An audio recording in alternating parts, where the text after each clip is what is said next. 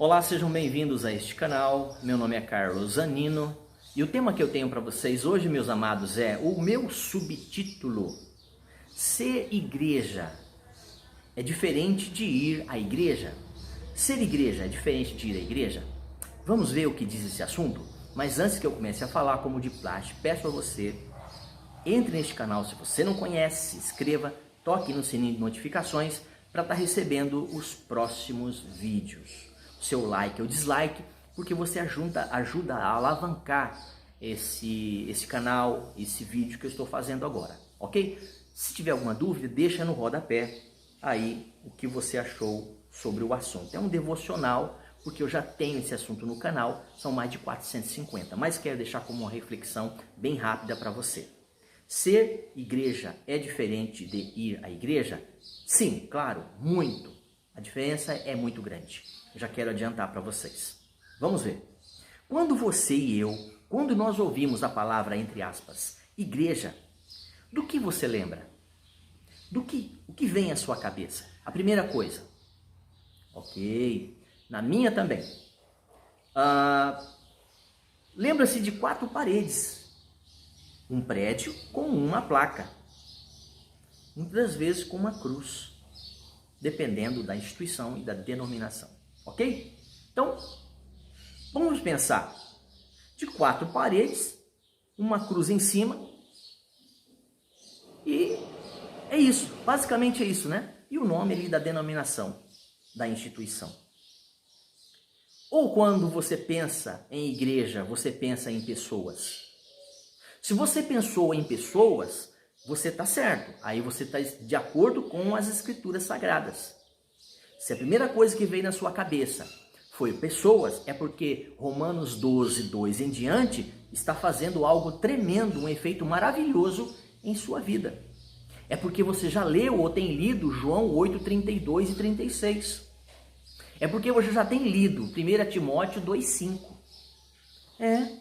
Você não sabia? Você já tem lido Romanos 10, 17. Você também já tem lido Mateus 10, 8. Provavelmente essas passagens você já tem lido. Porque para fazer sentido, um sentido redundante que eu vou dizer, mas para fazer sentido nesse sentido, é necessário que você tenha a mente renovada. Então meu subtítulo diz assim: ser igreja é diferente de ir à igreja? E eu disse, claro, sim. E a pergunta vem, quando você pensa em igreja, entre aspas, você pensa em quê? O que vem primeiro à sua mente, à sua cabeça? Ok? Para você entender essa primeira parte. Olha lá. Infelizmente, é com pesar, é com desdém, é com tristeza. Sim, por que não? Devido a um ensino equivocado, a maioria das pessoas lembra de um prédio com uma cruz em cima, ou um nome, uma placa, um edifício. Mas aí nós temos que ler Atos 7, 48. Se você pegar Atos dos Apóstolos 2 em diante, você vai entender muito bem essa reflexão de hoje. E de outras tantas que eu já tenho neste canal. Vamos lá. É fácil verificar isso, basta pedir para uma criança desenhar uma igreja. Pede aí para uma criancinha pequena desenhar uma igreja. Um desenho livre, o desenho de uma igreja. O formato. E vê o que ela vai desenhar. Ok? Faz isso. Então, pelo desenho, ela vai dizer ou ela vai fazer o possível para fazer um desenho ao qual você reconheça e receba esse tal ou esse desenho como sendo o que ela entende por igreja. Olha que interessante. Então, por causa desse pensamento ou por causa de pensar assim, é que nós temos em nós, intrinsecamente dentro de nós, um pensamento, uma educação, uma formação basicamente religiosa, sem os preceitos bíblicos.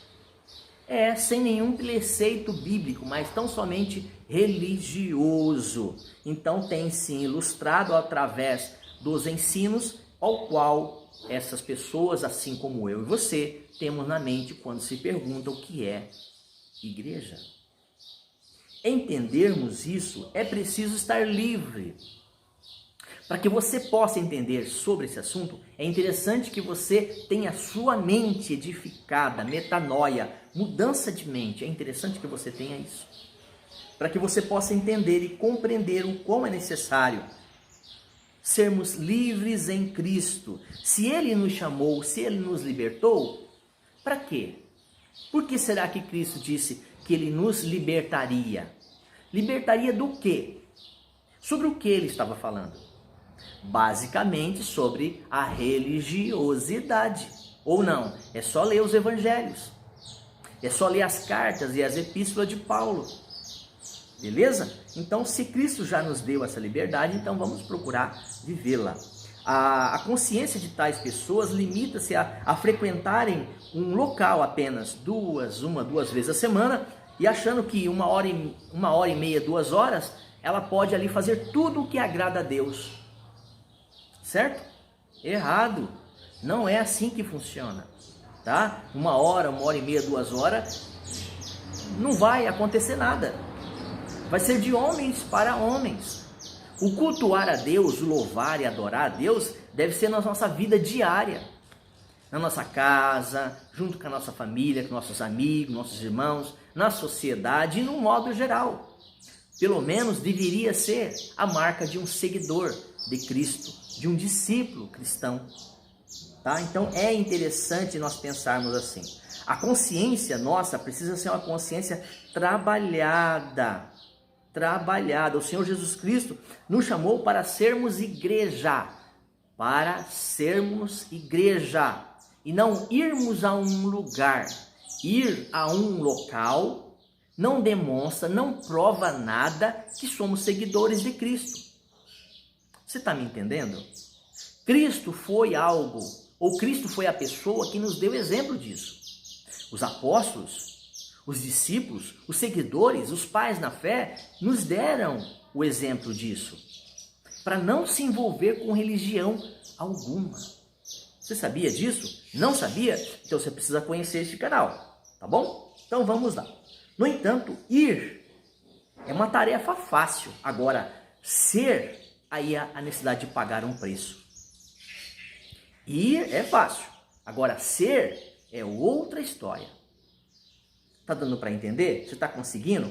O Senhor Jesus deseja que entendamos que há uma diferença, uma separação, um abismo de distância de uma realidade e de outra.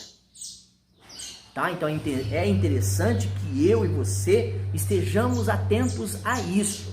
Se você for dar uma lida, tá, no original, eclésia, ou eclesia, no latim e no grego, você vai entender que uma está dizendo que é congregar e a outra está dizendo que é congregar saindo para fora.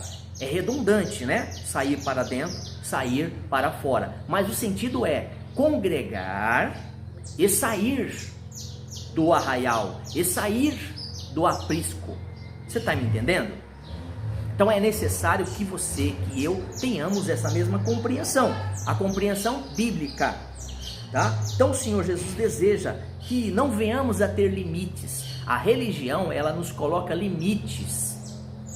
Limites esse que nos impede de conhecer um oceano. Vivemos aí num aquário, tá certo? Mas Deus quer que conheçamos e tenhamos experiência num oceano. Então, Colossenses 1:24, é importante que a igreja seja, na sua compreensão, o corpo. Então, Jesus Cristo é o cabeça. Não existe nenhum intermediário entre o corpo e Deus Pai.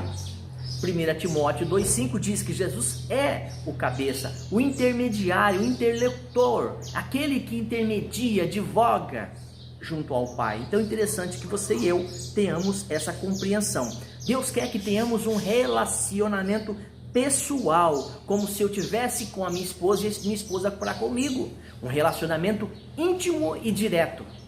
Não sei se você me compreende, se estou me fazendo compreender. Não um relacionamento com uma religião, não uma experiência religiosa, mas uma experiência viva com o Filho do Deus vivo, aquele que morreu e ressuscitou. Ok? Até aqui, Efésios 5, 23 a 27, descreve esse relacionamento, Cristo e a igreja, o homem e a mulher, o marido e a esposa. Então é interessante que a igreja, a noiva de Cristo, tenha esse entendimento. Por quê? Porque ela se entregou e deveria já ter se entregue. Porque esse relacionamento já é um relacionamento, é uma promessa, é prometido a Deus para um casamento, na pessoa do Senhor Jesus. Vamos dizer um pouquinho, vamos falar um pouquinho a respeito do judeu. No casamento judeu, ou na promessa do judeu, dos pais e dos filhos para com os pretendentes, quando eles vão se casar, eles se prometem em casamento. Seria hoje o nosso noivado, namoro, noivado e o casamento. O judeu também tem isso, tá? O judeu, quando é prometido os filhos para se casarem, eles já estão casados. No entanto, porém, entretanto, todavia, eles estão separados na questão das núpcias, do ápice final, do grande finale. Eles estão vivendo um momento aqui de uma expectativa para esse encontro, esse relacionamento a dois. Hoje, nós somos a noiva de Cristo, estamos prontos, eu e você, ou pelo menos já deveríamos estar pensando assim, para quando vir o arrebatamento, o encontro com Deus, venhamos a ter esse ápice, esse casamento, o noivo e a noiva, marido e mulher. Ok? Deu para compreender até aqui? Então, a fim de que sejamos, ou que viemos a ser santificados e apresentar a Ele como uma noiva que não tem mácula, nem ruga, nem coisa semelhante, os salvos em Cristo, eles são irrepreensíveis à medida em que Cristo é formado em vós. É formado na minha pessoa, é formado na sua pessoa, conforme Gálatas 5, 19 e 22, você olhando todo ali o Gálatas 5 em diante, você vai observar o fruto do Espírito Santo no salvo e as obras da carne no ímpio. É interessante que você entenda isso. Então, é possível sim de estarmos ligados um ao outro em partes, mas juntos nós somos esse corpo e Cristo é o cabeça. Tenhamos que ter e pensemos assim, é aceitável e nosso comportamento deve ser dessa forma. Ainda que estejamos longe ou ainda que estejamos perto, devemos viver uma vida dessa forma.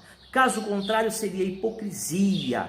E esse comportamento é um comportamento do homem comum, o homem de coração dobre e inconstante em todos os seus caminhos. Então é necessário que pensemos, ou que venhamos pensar, conforme as Escrituras Sagradas, Tiago 1,8.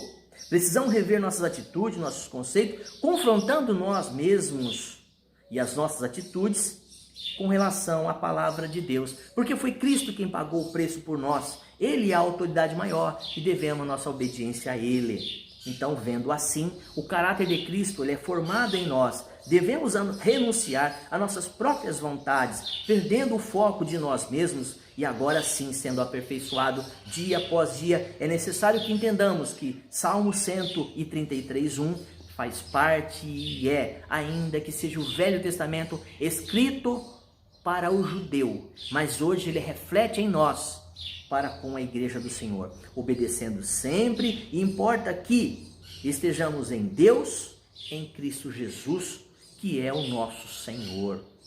O Cristo, cabeça do corpo, que é a noiva, a igreja, a esposa prometida a Deus. Então, eu e você, tendo esse pensamento, nós já estamos bem encaminhados. Era isso que eu tinha para vocês, essa reflexão, esse devocional. Como eu já disse, tem outros assuntos correligados no canal. Entra lá, conheça um pouco mais sobre esses assuntos que estão relacionados a Deus e aos homens. Shalom, shalom Adonai, e até um próximo vídeo.